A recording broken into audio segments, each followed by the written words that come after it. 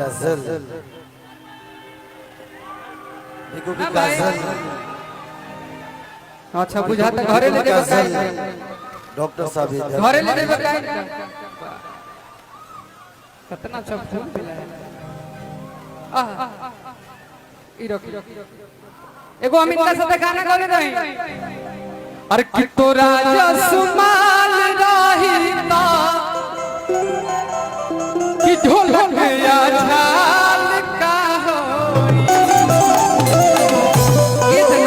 अच्छा विकी मेरा गाना खोज के रखिए, 5-6 गाना आप कुछ बोलिएगा यहाँ के लोगों के लिए, हम समझ सकते हैं। आज थोड़ा भावना दे इनका देख के शिवानी बोली उतना टाइम मत ला।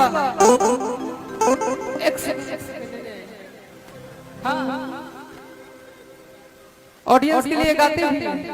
हाँ आज गाएंगे, लेकिन इनके साथ हम एक गाना गाए थे।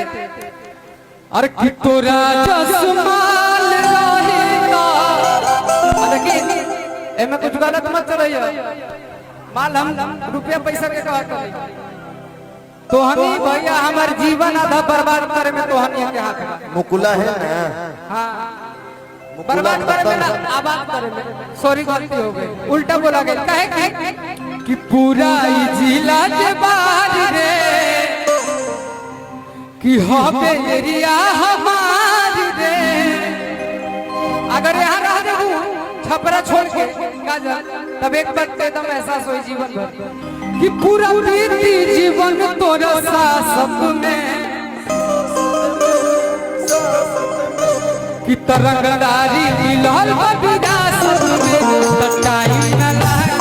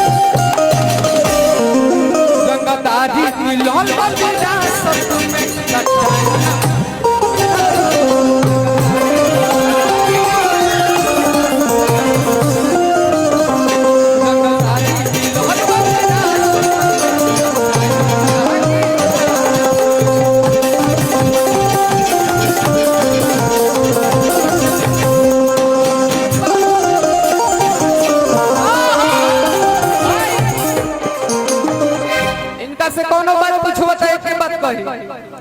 और कि पूछी ना कहे लुकी साइज बाओ कि यह बनाया बहन देख ली और कि तो हर सुन बनाया कौन वाला और कि तो लहरा है नारी हो